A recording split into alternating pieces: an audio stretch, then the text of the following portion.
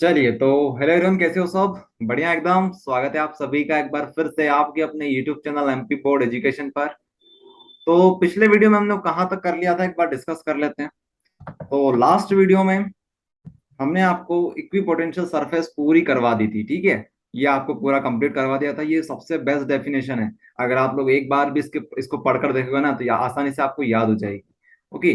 सबसे स्मॉलेस्ट सबसे easiest definition यही है। आप इसको अच्छे से याद कर लेना। उसके अलावा इसकी प्रॉपर्टी भी आपको याद करनी है, ठीक है। एग्जाम में क्वेश्चन आ सकता है, write down properties of equipotential surface. 2 number में भी आ सकता है, 3 नंबर में आ सकता है। वैसे 2 नंबर और 5 नंबर में आएगा, तो मान के चलिए 2 नंबर में आएगा या फिर 5 नंबर में आएगा। ठीक है, चांसेस 2 नंबर के ज्यादा है। चलिए, तो नेक्स्ट टॉपिक हमारे पास है relation between intensity of electric field and potential difference. तो ये आज अपना टॉपिक है। एक बात आपसे आपको बतानी है।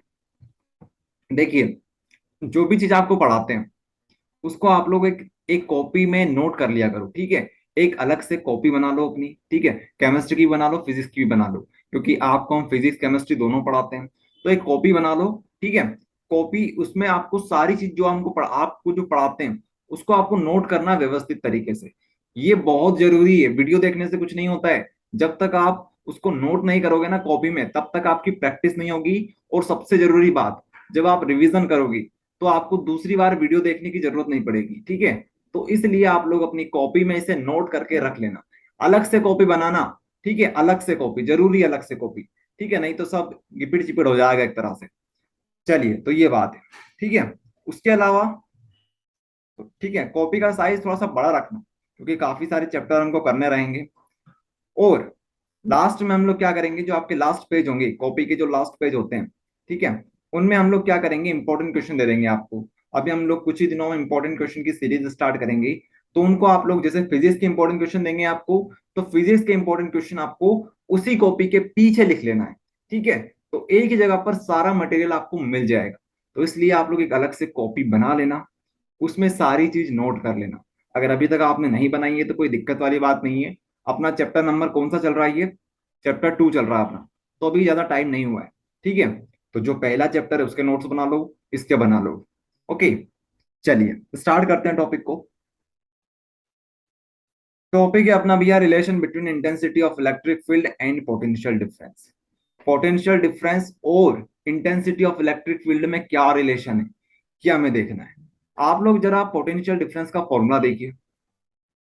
V is equals to 1/4 pi epsilon not q by r. ये आता है फॉर्मूला। क्या ये हमें इंटेंसिटी ऑफ इलेक्ट्रिक फील्ड से रिलेशन दिख रहा है इसमें? बिल्कुल दिख रहा है।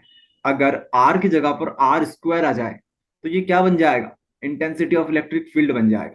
तो यही रिलेशन हम लोग देखने वाले हैं, ठीक है। ये बहुत इंपॉर्टेंट है। बहुत सारे टीचर्स इसको छुड़वा देते हैं, लेकिन आपको बता दें इसको आपको करना जरूरी है। कहीं से आपको आगे के टॉपिक समझ में आएंगे, नहीं तो फिर आपको बस याद करना पड़ेगा उसको, ठीक है। चलिए, तो समझाते हैं आपको। तो relation between intensity of electric field and potential difference, we know that, हम जानते हैं। वी जो होता है वो होता है 1/4 pi epsilon not q by r. Q by r ये हम लोग जानते हैं। आगे हम लोग क्या करेंगे, differentiate with respect to r in equation first. तो जो भी हमने देखा था उसी में हम लोग क्या करेंगे, डिफ्रेंशिएट कर देंगे उसको, किसके रिस्पेक्ट में? डी आर के रिस्पेक्ट में। मतलब जो हमारे पास v था उसको हम लोग लिख देंगे, जैसे v था हमारे पास, तो dv बाई डी आर लिख देंगे, ठीक है। इक्वल्स टू में क्या करेंगे, यहां पर भी हम लोग लिख देंगे d, और अपॉन में लिख देंगे डी आर, ठीक है। ये हमने कर दिया। क्या करना चाहते हैं हम लोग? डिफ्रेंशिएट करना चाहते हैं, ठीक है। अपॉन में हम लोग क्या लाना चाहते हैं? आर लाना चाहते हैं। सिंपल सी बात ये है, ठीक है। तो डिफरेंशिएट हमने किया, इस तरह से हमारी इक्वेशन बन जाएगी, ठीक है। तो जो कांस्टेंट चीज है उसको बाहर फेंक दो पहले तो। ये सारी चीज कांस्टेंट है, ये सारी चीज बाहर आ जाएगी, ठीक है। उसके बाद आगे देखिए, यहाँ पे हमारे पास सिर्फ इतना इतना बच जाएगा। अब आप लोग बताइए, 1/r का डिफरेंशिएशन क्या होता है? तो 1/r का डिफरेंशिएशन किस तरह से करेंगे? r की पावर हम लोग लगा देंगे -1, ठीक है। ऊपर चला जाएगा तो -1 हो जाएगा। अब फॉर्मूले के हिसाब से हम लोग डिफरेंशिएट करेंगे। जो आगे टर्म होती है वो कहाँ आ जाती है? आगे आ जाती है। जो पावर होती है ना वो आगे आ जाती है। तो -1 इंटू इंटू आर की पावर n-1, मतलब n हमारे पास -1 है, उसमें से 1 माइनस कर दो, तो क्या जाएगा? -r⁻²। इसका मतलब है -1/r स्क्वायर, ठीक है। तो इसकी जगह पर हम लोग क्या लिख देंगे, -1/r² लिख देंगे। डिफ्रेंशिएशन आप सभी को आना चाहिए, अगर नहीं आता है तो कोई मुश्किल नहीं है, आप लोग अगर छोटा मोटा वीडियो यूट्यूब के ऊपर पड़ा होगा 5-7 मिनट का, वो देख लेना, सारे डिफ्रेंशिएशन आपको याद हो जाएंगे। ठीक है, मुश्किल नहीं होता डिफ्रेंशिएशन। चलिए, तो यहाँ पर हमने डिफ्रेंशिएट कर दिया, नेगेटिव साइन लगा दिया आगे। ठीक है, यहाँ पर हमने नेगेटिव साइन लगा दिया। ठीक है, समझ में आ गया, बस यही डेरिवेशन है, इसके अलावा कुछ नहीं करना है। ये हमारे पास क्या आ चुका है, जरा देखिए इसे, जरा माइनस साइन को छोड़ दीजिए और इसको देखिए। ये क्या है हमारे पास, 1/4πε0 Q/r²। और ये क्या होता है, अरे यही तो होता है हमारा इंटेंसिटी ऑफ इलेक्ट्रिक फील्ड। तो हम लोग क्या लिख सकते हैं, minus intensity of electric field. बस ये रिलेशन हो गया। ठीक है, ये हमारे पास क्या आ गया, रिलेशन आ गया। चलिए और समझते हैं इसको। आया समझ में, मतलब dV/dr is equals to minus, minus क्या हो जाएगा हमारा, इंटेंसिटी ऑफ इलेक्ट्रिक फील्ड, जिसको हम लोग ई बोल सकते हैं। ओके, चलिए, यहां तक आपको बात समझ में आ गई, यहां तक बात आपको समझ में आ गई। हम लोगों ने इस माइनस साइन को यहां पर भेज दिया, तो एक हमारे पास ये एक्सप्रेशन आ गया। ओके, कोई प्रॉब्लम नहीं है यहाँ तक, बिल्कुल सिंपल सी बात थी, आपको बिल्कुल हमने समझा दिया। ठीक है, तो अब देखिए, अब देखिए यहां पर एक टर्म आती है, potential gradient. Potential gradient, potential gradient, potential gradient, ये 2 नंबर में आ सकता है, साथ में ऑब्जेक्टिव में आ सकता है। देखिएगा पोटेंशियल ग्रेडियंट, जो dV/dr हमारे पास है, जो dV/dr हमारे पास है, ये dV ऊपर है, नीचे dr है, इसी को हम लोग क्या बोलते हैं, dV/dr को पोटेंशियल ग्रेडियंट बोलते हैं। अब इसको आप लोग डिफाइन कैसे करोगे, the rate of change of potential with with distance in electric field is called potential gradient, is called potential gradient. तो जो dV है हमारे पास, वो क्या बता रहा है, the rate of change of potential with distance, मतलब dr, dr हमारे पास क्या है, डिस्टेंस। डिस्टेंस कहां पर होगी, ये सब इलेक्ट्रिक फील्ड के अंदर होगी, तो इसी को हम लोग क्या बोलेंगे, पोटेंशियल ग्रेडियंट बोलेंगे। ठीक है, dV/dr, dV/dr, ये क्या हमारे पास, पोटेंशियल ग्रेडियंट। याद रखना, याद रखना, बहुत इंपॉर्टेंट चीज है ये। ठीक है, पोटेंशियल ग्रेडियंट क्या होता है, dV/dr। ठीक है, अगर माइनस साइन को हम लोग अभी थोड़ी देर के लिए नेग्लेक्ट कर दें तो वही कहलाएगा हमारा पोटेंशियल ग्रेडियंट। ओके, इस तरह से आपको समझाना रहेगा। चलिए, ऐसा यूनिट वगैरह आप लोग बता दोगे, वोल्ट पर मीटर बनेगी। अरे जो डीवी होता है, यहाँ पर देखिए, ये डीवी है, ये क्या होता है, वोल्ट होता है। डीआर हमारे पास डिस्टेंस है, तो मीटर में ले लीजिए। ठीक है, dV/dr, वोल्ट पर मीटर, वोल्ट पर मीटर। ओके, उसके बाद डायमेंशनल वगैरह निकाल लोगे आप लोग सभी, ये आपके ऊपर काम छोड़ रहे हैं, क्योंकि हमने इसको बहुत अच्छे से समझा चुके हैं। पार्ट 1 में आपको बताया था, उसके अलावा जब चैप्टर 1 हमने पढ़ा था वहां पर भी आपको बता दिया था। ठीक है, चलिए, नेक्स्ट हमारे पास है 1 इलेक्ट्रॉन वोल्ट। 1 इलेक्ट्रॉन वोल्ट, ये वैसे तो 2 नंबर का टॉपिक है। ठीक है, कभी कभी डेफिनेशन आपसे पूछ लेते हैं, what is 1 electron volt, define 1 electron volt, तो आपको बताना होता है। ठीक है, तो आप लोग क्या बताओगे, small unit of energy is called electron volt. देखो पढ़ के ही समझ में आ जाएगा, ये जो नोट्स है ना बहुत सिंपल बनाए गए हैं आप लोगों के लिए, और हम लोग नोट्स से पढ़ा रहे हैं, इसका मतलब ये है कि आपको कहीं भटकने की जरूरत नहीं पड़ेगी। ओके, तो ये चीज बहुत बड़ी चीज होती है। आप लोग जब भी पढ़ाई करो तो कोशिश किया करो जिसके नोट्स हों उसी से आप लोग पढ़ाई करो, या फिर आप लोग जिससे पढ़ाई कर रहे हो उसी के नोट्स होने चाहिए। दोनों अलग अलग बातें हैं, दोनों अलग अलग बातें हैं, समझो इस चीज को। नोट्स जिसके हैं उसी से आपको पढ़ाई करनी है, ऐसा नहीं है कोई पढ़ा कुछ और रहा है, नोट्स किसी और के ले रहे हैं हम लोग, नहीं, ऐसे में क्या होगा, हमारी इफिशियंसी गिर जाएगी। ठीक है, अगर हमें इफिशियंसी बना के रखनी है अपनी, तो जिससे हम लोग पढ़ रहे हैं उसी के नोट्स हमारे पास होने चाहिए, और ऐसा नहीं होना चाहिए कोई पढ़ा कुछ और रहा है नोट्स कुछ और दे रहा है, नहीं, जो पढ़ा रहा है वही नोट्स हमको मिलने चाहिए, तब जाके हमारी इफिशियंसी बढ़ती है। ठीक है, ओके, ये बात होती है। हम एक एक लाइन आपको बताते हैं, ठीक है, समझो इस चीज को। Small unit of energy is called electron volt, EV से हम लोग इसको रिप्रेजेंट करते हैं, and is used in molar, molecular, nuclear and modern physics. ठीक है, ये इसके यूजेस हो गए। उसके बाद इसकी वैल्यू दे रखी 1.6 इंटू 10⁻⁻19 जूल। ठीक है, क्योंकि एनर्जी यही है।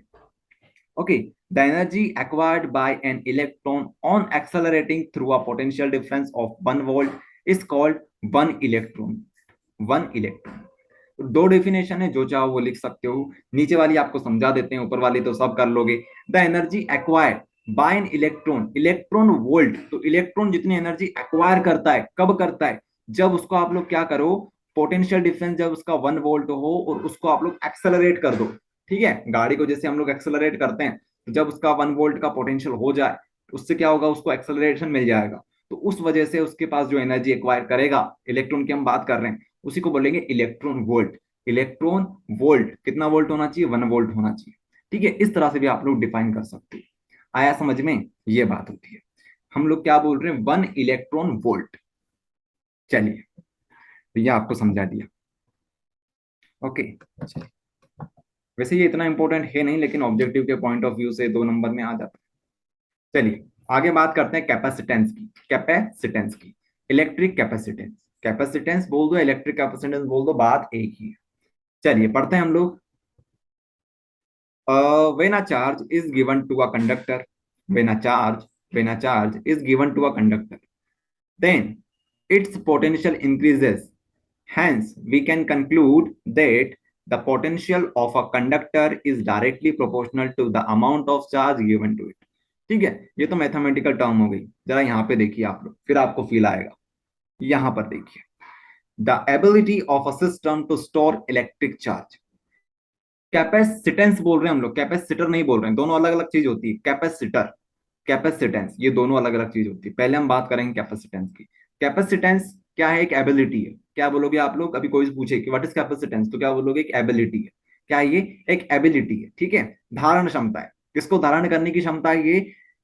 The ability of a system to store electric charge. Electric charge को स्टोर कर सकता है कौन? कर सकता है कैपेसिटेंस, जो कि क्या है? एक कैपेसिटी है, या फिर आप बोल सकते हो एबिलिटी है।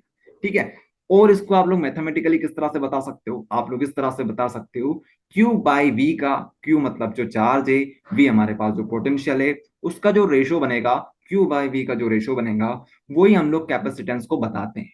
ठीक है, तो दोनों टर्म हमने समझा दी। पहले हम लोगों ने अपनी तरह से बता दिया, फिर मैथमेटिकली हमने उसको बता दिया। ठीक है, थ्योरेटिकल फॉर्म में बता दिया, मैथमेटिकल फॉर्म में बता दिया। अब सिंबॉलिक फॉर्म में बता देते हैं। तो आप लोग क्या बोलोगे? इसको सिंबॉलिक फॉर्म में किस तरह से रिप्रेजेंट करते हैं? सी से हम लोग रिप्रेजेंट कर देते हैं। ठीक है, तो देखो हमने 3 तरह से इसके डेफिनेशन बना दिए। ठीक है, 3 तरह से हमने इसको बता दिया है। अब ये 2 नंबर में आएगा, और 2 नंबर में आप लोग सभी लिख दोगे। ठीक है, चलिए। When a charge is given to a conductor then its potential increase. Potential हमेशा क्या होता है? इंक्रीज होता है। जब भी आप लोग क्या देते हो?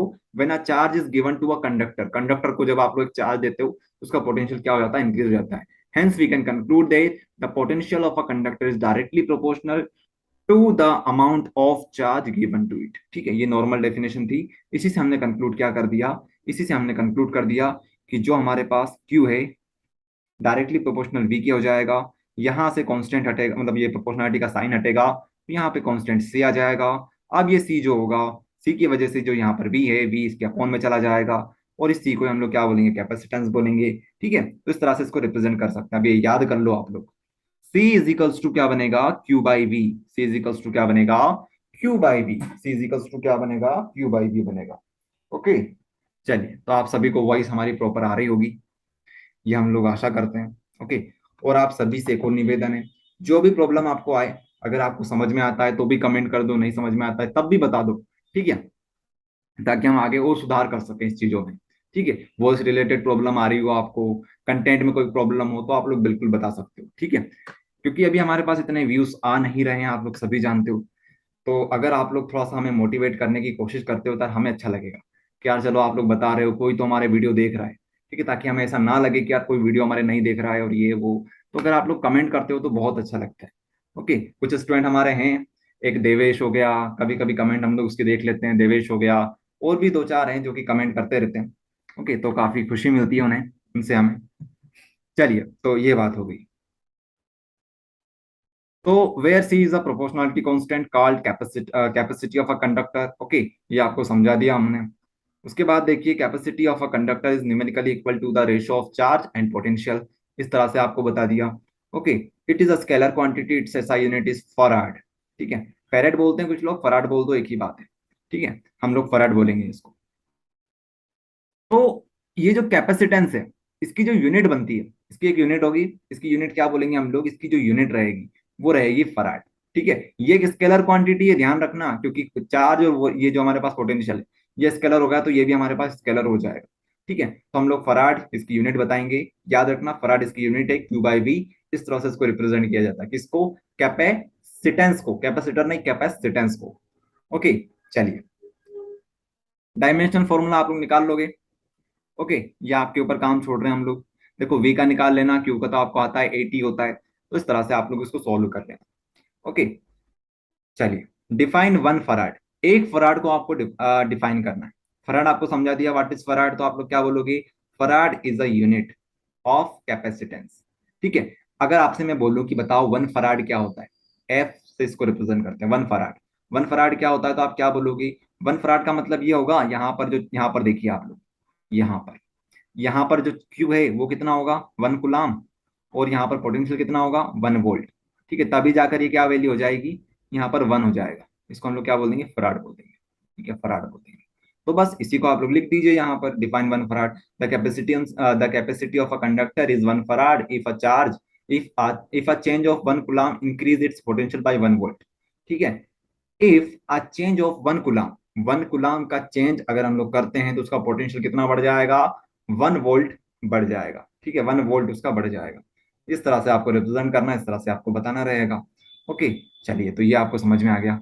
नेक्स्ट टॉपिक हमारे पास आता है capacity of spherical capacitor. Conductor बोलना चाहिए, स्फेरिकल कैपेसिटर नहीं, कंडक्टर, भी कंडक्टर पढ़ रहे हैं, कैपेसिटर आपको बताएंगे।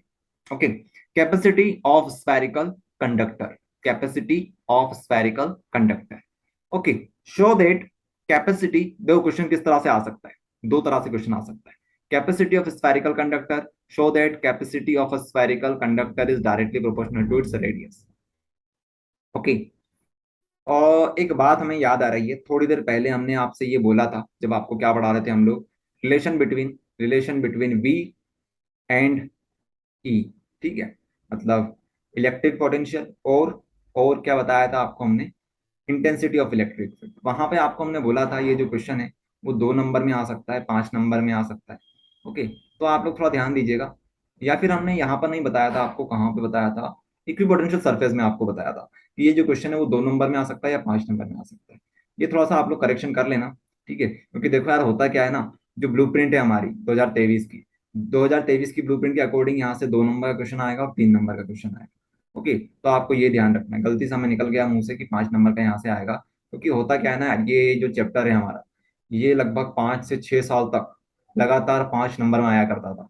तो उससे आदत बन चुकी है 5 नंबर 5 नंबर बोलने की। लेकिन इस बार से क्या हो रहा है, इससे 2 नंबर का क्वेश्चन आएगा, 3 नंबर का आएगा। ओके, तो आप लोग ये देख लिया करो। ओके, इनमें आप लोग इतना लोड मत लिया करो, इसमें आप लोग ब्लूप्रिंट हमने आपको पहले ही बता दी है, तो उस तरह से आपको ध्यान देना है। ओके, चलिए, तो बात कर रहे थे हम लोग यहाँ पर कैपेसिटी ऑफ स्फेरिकल कंडक्टर के बारे में। Show that capacity of spherical conductor is directly proportional to its radius. हमें ये शो करने को दे दिया जाता है या फिर ये दे दिया जाता है। ओके, ये 3 नंबर में आ सकता है, क्यों आ सकता है 3 नंबर में, क्योंकि इतना बड़ा डेरिवेशन ये है नहीं। Okay, show that capacity of a spherical conductor is directly proportional to its radius. आपको ये बताना है कि जो स्फेरिकल कंडक्टर होता है उसकी जो कैपेसिटी होती है, show that capacity of spherical capacitor is directly proportional to its radius, कि रेडियस से डायरेक्टली प्रोपोर्शनल वो होगा, ये हमको बताना है। ठीक है, चलिए बताएंगे भैया, ये हम लोग बता देंगे। तो ये हमारे पास क्या है, ये हमारे पास क्या बन गया, देख पा रहे होंगे, देख पा रहे होंगे आप सभी लोग। इस तरह से हमारे पास एक कंडक्टर है। ठीक है, इस तरह से हमारे पास एक कंडक्टर है। अब इस कंडक्टर में हम क्या देते हैं, अभी तो हमारे पास एक स्फेयर है। स्फेयर में जब हम लोग प्लस क्यू चार्ज देंगे तो ये जो चार्ज होगा पूरी तरह से यूनिफॉर्मली इसकी सरफेस के ऊपर डिस्ट्रीब्यूट हो जाएगा। ठीक है, इस तरह से पूरी तरह से plus Q plus Q plus Q charge जो होगा, इस तरह से पूरी तरह से यूनिफॉर्मली यहाँ पर डिस्ट्रीब्यूट हो जाएंगे। लेट से यहाँ पर हमारे पास क्या है, एक सेंटर ओ है। ओके, यहाँ से लेकर यहाँ तक की दूरी हमारे पास क्या बनेगी, यहाँ से लेकर यहाँ तक की दूरी हमारे पास आर बनेगी। आर यहाँ पर रेडियस है। ठीक है, स्मॉल आर हमारे पास डिस्टेंस होती है, लेकिन आर हमारे पास यहाँ पर रेडियस है। ठीक है, ये जो चार्ज प्लस क्यू है, प्लस क्यू चार्ज है, इसका सेंटर कहाँ पे बनेगा चार्ज, अगर हम लोग एक तरह से देखना चाहें कि एक्चुअल में चार्ज अगर इसका एवरेज निकाल के देखें तो चार्ज कहाँ से आ रहा होगा, हमें क्या लगेगा कि चार्ज यहाँ से आ रहा होगा। ठीक है, प्लस क्यू चार्ज यहाँ पर होगा, ऐसा हमें दिखने को लगेगा। ओके, चार्ज पूरी तरह से यूनिफॉर्मली डिस्ट्रीब्यूटेड है, प्लस क्यू जो सेंटर है उसका, वो क्या करेगा, एक तरह से प्रतीत होगा हमें कि यार यहाँ से चार्ज एक तरह से हमें दिख रहा है, एवरेज चार्ज वहीं पर है। ओके, तो आर हमारे पास बीच की डिस्टेंस हो जाएगी। तो इस तरह से हम लोग क्या बता सकते हैं, इस तरह से हम लोग बता सकते हैं, यहाँ पर देखिए, इस तरह से हम लोग बता सकते हैं, जो हमारे पास v बनेगा, v क्या बनेगा, v बनेगा यहाँ पर 1/4 pi epsilon note, 1/4 pi epsilon note, Q upon में बीच में आ जाएगा r। ठीक है, यहाँ पर स्मॉल r नहीं आएगा, r आएगा, क्योंकि r ही हमारी डिस्टेंस है। ठीक है, तो ये हमने बता दिया। ओके, ये हमने बता दिया। अब आपको कैपेसिटेंस बताना है, तो कैपेसिटेंस क्या होता है? सी होता है। सी का फॉर्मूला क्या बताया था अभी आपको? Q by V. Q by V. तो तो जो वी की वैल्यू है उसको हम लोग अपॉन में लिख देंगे, तो क्या बन जाएगा? यहाँ पर देखिए, ये जो v है इसको अपन लोग q के अपॉन में लिख देते हैं। यहाँ पर भी देखिए, इस तरह से इसको अपन q के अपॉन में लिख देते हैं। ठीक है, इजिकल्स टू क्या बन जाएगा? हमारा c बन जाएगा। आया समझ में? तो यहाँ से क्या होगा, ये q से ये q कैंसिल हो जाएगा, और ये जो r अपॉन में है ये ऊपर चला जाएगा। ये 4 पाई एप्सिलॉन नॉट जो नीचे है वो यहाँ पे आ जाएगा। ठीक है, ये होने वाला है। तो आप लोग देख लीजिए यहाँ पर। ठीक है, तो हमने क्या किया, v को यहाँ पर रख दिया, क्योंकि फॉर्मूला जो बोलता है q बाई वी। तो v की वैल्यू हमने यहाँ पर रख दी। इससे क्या हुआ? इससे ये हुआ कि ये जो q है ये q से q कैंसिल हो गया। अब ये 4 पाई एप्सिलॉन नॉट r जो था ये सबसे नीचे था, तो यहाँ पे ये आ जाएगा। ओके, तो इस तरह से हमारे पास ये बन जाएगा। इसका मतलब ये हुआ कि c इज इक्वल्स टू क्या बन जाएगा हमारे पास? 4 पाई एप्सिलॉन नॉट r बन जाएगा। और यहाँ पर जो r है, यहाँ पर जो r है वो आपको क्या दिख रहा है? r इज डायरेक्ट, जो c है हमारे पास capacitance, is directly proportional to r where r is a radius. आया समझ में? तो सिंपल सा था, कुछ नहीं किया हमने। इतना सा ध्यान रखना है कि r की जगह पर, स्मॉल r की जगह पर r लेना है। बाकी फॉर्मूले में वैल्यू पुट कर देनी है, आपका आंसर आ जाएगा। ठीक है, तो आप लोग क्या बोल सकते हो? Capacity of spherical conductor is directly proportional to its radius. ठीक है, ये फिल इन द ब्लैंक्स में भी आ सकता है, मैच द कॉलम में आ सकता है, एमसीक्यू में आ सकता है, ट्रू फॉल्स में आ सकता है, और 2 नंबर 3 नंबर में ही आ सकता है। ओके, तो ये आप सभी को समझ में आ गए। आप लोग वीडियो को पॉज कर लिया करो, ठीक है, नोट करना हो तो। चलिए आगे बढ़े, आगे बढ़ते हैं।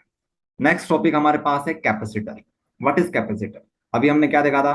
अभी हमने देखा था कैपेसिटेंस। क्या देखा था? कैपेसिटेंस देखा था, एक एबिलिटी होती है, ठीक है, चार्ज को स्टोर करने की। तो कैपेसिटर क्या होता है? कैपेसिटर एक डिवाइस होता है। यहाँ पर आप लोग देख पा रहे होंगे types of capacitor available in the market. इतने प्रकार के आजकल कैपेसिटर आ रहे हैं मार्केट में, और ज्यादा भी हो सकते हैं। Capacitor is a device which is use to store electrical energy. अब देखो, कैपेसिटेंस जो था वो एक एबिलिटी था, ये एक डिवाइस है। ये क्या है? एक डिवाइस है। ठीक है, capacitor is a device which is use to store electrical energy. In other word, capacitor is a device in which the capacity is increase without change its shape और साइज। आप बिना इसके शेप और size को change किए हुए आप इसकी कैपेसिटी को बढ़ा सकते हो। ऐसा नहीं है कि छोटा सा है तो छोटे से में एनर्जी कम आएगी। आप लोग ज्यादा एनर्जी इसमें कंज्यूम कर सकते हो, डाल सकते हो एक तरह से। ठीक है, ये चीज होती है। साइज शेप मैटर नहीं करता है यहाँ पर। ओके, जैसे हम लोग देखते हैं, एक छोटी सी हमारे पास क्या होती है? मेमोरी होती है। दिखने में छोटी सी होती है, लेकिन कितनी जीबी की आजकल आ चुकी है। ठीक है, 6 जीबी 10 जीबी, बहुत, और मतलब मान सकते हैं हम लोग। ओके, समझ गया आप लोग क्या कहना चाहते हैं हम लोग। चलिए, तो ये बात हो गई। कैपेसिटर की हमने आपको बात बता दी। Capacitor is a device which is use to store electrical energy. In other word, capacitor is a device in which the capacity is increase without change its shape and size. Okay, ये बात हो गई। चलिए, तो यही इसका principal है। ठीक है, यही इसका प्रिंसिपल है, ये आप लोग देख सकते हो। कैपेसिटी इंक्रीज दिस, लिखा है यहाँ पर, capacity increase this is the principle of capacitor. तो ये आप लोग यहाँ पर कैपेसिटी बढ़ा सकते हो, यही इसका प्रिंसिपल है। ये सारी चीज जो हमने आपको बताई है ये इतनी कोई काम की नहीं है, तो आप लोग डायरेक्ट ये ध्यान रख लेना। ये आप लोग ध्यान रख लेना, बाकी तो कोई खास नहीं है, आपको इसको नोट करने की जरूरत नहीं है। ओके, क्योंकि ये सारी चीजें वही उसी से रिलेटेड है। कैपेसिटर जो कैपेसिटेंस था उसी से रिलेटेड है, तो आपको हमने उसको पहले ही समझा दिया। ओके, चलिए अब बात करते हैं type of capacitor. Type of capacitor, कितने प्रकार के कैपेसिटर होते हैं? तो बेसिकली हम 3 प्रकार के कैपेसिटर के ऊपर बात करेंगे। Parallel plate capacitor, spherical plate capacitor और सिलेंड्रिकल प्लेट कैपेसिटर। ये 3 प्रकार के हमारे पास क्या होते हैं? कैपेसिटर होते हैं। ठीक है, एग्जाम पॉइंट ऑफ व्यू से, एग्जाम पॉइंट ऑफ व्यू से ये टॉपिक 5 नंबर के लिए इंपॉर्टेंट हुआ करते थे। ठीक है, 5 नंबर के लिए काफी ज्यादा इंपॉर्टेंट हुआ करते थे, लेकिन अब 2 नंबर और 3 नंबर के लिए इतने कोई इंपॉर्टेंट नहीं है। लेकिन फिर भी हम लोग बोल सकते हैं ऑब्जेक्टिव पॉइंट ऑफ व्यू से ये इंपॉर्टेंट हो सकते हैं। ठीक है, तो ये रहेगा parallel plate capacitor, spherical plate capacitor, cylindrical plate capacitor. Okay, चलिए, तो पहला क्वेश्चन हमारे पास है, explain the parallel plate capacitor on the basis of the following point. हमें पैरेलल प्लेट कैपेसिटर को डिफाइन करना है।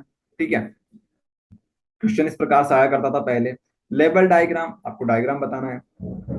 फॉर्मूला डेरिवेशन फॉर कैपेसिटी, उसकी कैपेसिटी के लिए, उसकी कैपेसिटेंस के लिए आपको उसका फॉर्मूला डिराइव करना है। डिपेंडेंसी भी आपको बतानी होती है। डिपेंडेंसी समझते हो आप लोग क्या होती है डिपेंडेंसी? अभी जैसे हमने देखा स्फेरिकल कंडक्टर में हमने देखा था कि जो कैपेसिटी होती है वो रेडियस के डायरेक्टली प्रोपोर्शनल होती है। ठीक है, इसी तरह से यहाँ पर भी हमें बताना होता है। चलिए आप लोग यहाँ पर देखिए, हमारे पास पैरेलल प्लेट कैपेसिटर है। पैरेलल प्लेट कैपेसिटर है। ठीक है, पैरेलल प्लेट कैपेसिटर क्या होता है? पैरेलल प्लेट कैपेसिटर, तो यहां पर आप लोग देखेंगे in the above figure the construction of parallel plate capacitor is shown in parallel plate in parallel plate capacitor two plate M and N, two plate M and N are held parallel to each other. ठीक है, हमारे पास दो plate है, दोनों का size लगभग बराबर है, एरिया हम लोग ए मान लेते हैं। ठीक है, एक का नाम दे दिया हमने एम, एक का नाम हमने दे दिया एन। दो हमारे पास क्या हो गई? प्लेट हो गई। ठीक है, पैरेलल प्लेट हो गई, दोनों एक दूसरे से पैरेलल है एक तरह से। आगे देखिए, are held parallel to each other and separated by the distance D, और दोनों के बीच की दूरी कितनी मान लेते हैं? डी हमारे पास दूरी है। Let area both the plate is A, अब मान लेते हैं दोनों प्लेट के बीच का जो एरिया, दोनों प्लेट का जो एरिया है, ठीक है, सेम है, ए हम लोग उसका एरिया मान लेते हैं। ओके, इतनी बात आपको समझ में आई। अब हम लोग क्या करेंगे? when plus q charge is given to a plate, थोड़ा सा इसको इधर कर लेते हैं। when plus q charge is given to plate m, then due to electrostatic induction minus q charge induced at the internal surface of plate m on the outer surface of plate n plus q charge is induced plate, ठीक है, induced plate n is earthen so that plus q charge goes to the earth, let capacity of parallel plate capacitor is c। यहां पर देखिए, ये पढ़ के बता दिया आपको हमने, अब इसको समझा भी देते हैं थोड़ा सा। यहां पर देखिए, हमने क्या किया, हमने जो एम प्लेट थी हमारे पास उसमें हमने प्लस क्यू चार्ज दिया, plus Q amount of charge हमने इसमें पास करवा दी। ठीक है, तो ये चार्ज यहां पर गया। अब ये जो एम प्लेट है इसके ऊपर पॉजिटिव चार्ज पूरी तरह से डिस्ट्रीब्यूट हो जाएगा, पूरी तरह से प्लस प्लस चार्ज क्या हो जाएगा? डिस्ट्रीब्यूट हो जाएगा इस एम के ऊपर। ठीक है, अब due to electrostatic induction, due to electrostatic induction यहां पर लिख देते हैं, ये टर्म आप लोग ध्यान रखना, इलेक्ट्रोस्टैटिक स्टैटिक इलेक्ट्रोस्टैटिक इंडक्शन। ठीक है, इंडक्शन के बारे में आप लोग बहुत अच्छे से कहां पर पढ़ने वाले हो? आप लोग पढ़ोगे ईएमआई चैप्टर में, एक चैप्टर है हमारा ईएमआई, इलेक्ट्रोमैग्नेटिक इंडक्शन में। ठीक है, वहां पर आपको जादू देखने को मिलेगा, जादू। ठीक है, इंडक्शन तो होगा क्या भाई साहब? इलेक्ट्रोस्टैटिक इंडक्शन के अंदर ये जो प्लस क्यू चार्ज है इसकी वजह से ये जो एन हमारे पास एक प्लेट है, एन हमारे पास जो प्लेट है, इसकी प्लेट समझते हो इस तरह से होती है, यहां पर देखिए। ठीक है, इस तरह से प्लेट है, तो यहां पर क्या होगा? यहां पर इसकी वजह से ये प्लस है, ये माइनस, यहाँ ये प्लस है, इस प्लस की वजह से जो अंदर की प्लेट है इसके ऊपर माइनस चार्ज पूरी तरह से डिस्ट्रीब्यूट हो जाएगा, माइनस चार्ज पूरी तरह से हो जाएगा। तो यहाँ पर देखिए अंदर वाली सरफेस के ऊपर माइनस चार्ज आ जाएगा, यहाँ पर minus minus minus minus minus minus. क्या बोलोगे आप लोग? यहाँ पर क्या हुआ है?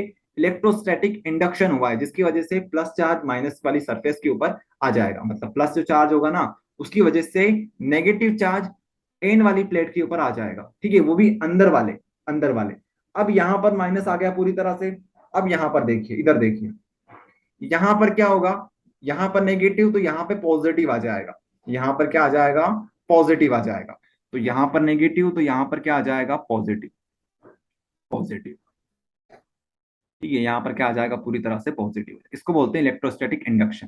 ठीक है, ये फिनोमिना होता है एक्चुअल में। प्लस था हमारे पास एम के ऊपर, उसकी वजह से एन के इंटरनल पार्ट के अंदर आ गया क्या? इंटरनल मतलब अंदर की ओर नेगेटिव चार्ज आ गया, बाहर की ओर पॉजिटिव चार्ज आ गया। उस पॉजिटिव चार्ज को हम लोग क्या करेंगे? इसको हम लोग अर्थ दे देंगे। ठीक है, अर्थ से कनेक्ट कर देंगे। अर्थ समझते हो? धरती से, धरती से हम लोग इसको जोड़ देंगे, तो ये जो पूरा प्लस क्यू चार्ज होगा वो इसके थ्रू पूरा बाहर हो जाएगा। तो अब हमारे पास एम के ऊपर प्लस चार्ज है, एन के ऊपर माइनस चार्ज है। ठीक है, एम के ऊपर प्लस प्लस चार्ज है, एन के ऊपर सिर्फ और सिर्फ माइनस चार्ज है, क्योंकि प्लस चार्ज को हमने भेज दिया है कहां पर? अर्थ में। ठीक है, ये बात होती है। इतना आया समझ में आप सभी को? कॉन्सेप्ट बिल्कुल क्लियर कर लो अपने माइंड में। क्या हुआ यहाँ पर? आपसे कोई पूछे तो क्या बोलोगे एग्जाम में? इलेक्ट्रोस्टैटिक इंडक्शन हो रहा है यहाँ पर। क्या हो रहा है यहाँ पर? इलेक्ट्रोस्टैटिक इंडक्शन हो रहा है। प्लस जो चार्ज है उसकी वजह से नेगेटिव चार्ज अंदर वाली प्लेट के ऊपर आ गया, और बाहर वाली प्लेट के ऊपर प्लस चार्ज आ गया, जिसको हमने अर्थिंग दे दिया। ठीक है, चलिए, तो इतनी बात हमें समझ में है। ओके, यहाँ पर थ्योरी में आपको सब कुछ हमने समझा दिया है। ओके, थ्योरी में यहाँ पर सब कुछ हमने लिख दिया है, आप लोग यहाँ पर देख लीजिएगा। चलिए, ओके, आगे बढ़े। चलिए, तो थोड़ी देर के लिए मान लेते हैं, let the capacity of a parallel plate capacitor is C. Capacity यहाँ पर हम लोग सी मान लेते हैं, सी हमारे पास कैपेसिटी है। ठीक है, क्यू बाई वी हम लोग कर लेते हैं इसको, इस तरह से हमने इसको लिख लिया, C is equals to Q by V हमने लिख लिया। ओके, क्यू हमारे पास जो चार्ज हो गया टोटल, बी हमारे पास क्या हो गया, पोटेंशियल हो जाएगा यहाँ पर। ओके, चलिए, इतनी बात हमें समझ में आई। अब आपको अब आपको किसकी जरूरत पड़ेगी, अब आपको एक चीज की जरूरत पड़ेगी, जो कि हमने कहाँ पर आपको पढ़ाया था, ये हमने पढ़ाया था आपको चैप्टर नंबर 1 में, एप्लीकेशन ऑफ गॉस थ्योरम में। एप्लीकेशन ऑफ गॉस थ्योरम जब हमने करवाई थी आपको, पार्ट नंबर 7, चैप्टर नंबर 1 का पार्ट नंबर 7। ठीक है, वहां से हम लोगों को जरूरत पड़ने वाली है, क्योंकि वहां पर आपको हमने बताया था इन्फिनाइट प्लेन शीट, उसके ऊपर जब चार्ज हमने यूनिफॉर्मली डिस्ट्रीब्यूट किया था और वहां पर हमने इंटेंसिटी ऑफ इलेक्ट्रिक फील्ड निकाला, तो उसकी जरूरत पड़ने वाली है हमें। ओके, समझाते हैं आपको, टेंशन नहीं लेना है आपने को। According to application of Gauss theorem के एप्लीकेशन के अनुसार, electric field intensity by infinite plane sheet is. Infinite plane sheet थी हमारे पास, इस तरह से, इस तरह से प्लेन शीट थी हमारे पास, इसके ऊपर हमने चार्ज डिस्ट्रीब्यूट कर दिया था। ठीक है, चार्ज हमने इस तरह से पूरी प्लेट के ऊपर डिस्ट्रीब्यूट कर दिया था। ओके, ये काम नहीं कर रहा है क्या पेन आज हमारा? ठीक है, फिर भी हम लोग बनाने की कोशिश करते हैं। इस तरह से हमने क्या कर दिया था, पूरा चार्ज हमने इस तरह से डिस्ट्रीब्यूट कर दिया था। ठीक है, इस प्लेट के ऊपर। इसकी वजह से हमारे पास इंटेंसिटी ऑफ इलेक्ट्रिक फील्ड क्या आई थी, sigma by 2 pi. Sigma by 2 पाई, ये हमारे पास intensity of electric field I थी। अगर आपको समझ में नहीं आ रहा है या फिर आपको डेरिवेशन नहीं किया था आपने, तो कोई चिंता वाली बात नहीं, इसको डायरेक्ट याद कर लेना। ओके, और अगर ये भी याद ना हो तब भी एक तरीका आपको बताएंगे लास्ट में। ठीक है, तो अभी आप लोग सिर्फ यहाँ पर ध्यान दीजिए। तो sigma bye 2 epsilon note, epsilon note हमारे पास इंटेंसिटी ऑफ इलेक्ट्रिक फील्ड बनती है किसके द्वारा, तो आप लोग क्या बोलोगे, आप लोग बोलोगे इनफाइनाइट प्लेन शीट के द्वारा। ओके, चलिए, तो हैंस हम लोग क्या बोल सकते हैं, इंटेंसिटी, ठीक है, intensity of electric field by plate M, M के द्वारा इंटेंसिटी ऑफ इलेक्ट्रिक फील्ड कितनी बनेगी, सिग्मा बाय 2 पाई। ठीक है, ये किसके द्वारा बनेगी, प्लेट एम के द्वारा। हमारे पास दो प्लेट है, एक एम और एक एन, तो intensity of electric field M के द्वारा कितनी बनेगी, sigma by 2 epsilon naught. Sigma by, यहाँ पर क्या आ जाएगा, सिग्मा आ जाएगा, sigma by 2 epsilon naught, sigma by 2 epsilon naught. Okay, इतनी बात आपको समझ में आई। अब बात करते हैं एन के द्वारा कितनी बनेगी।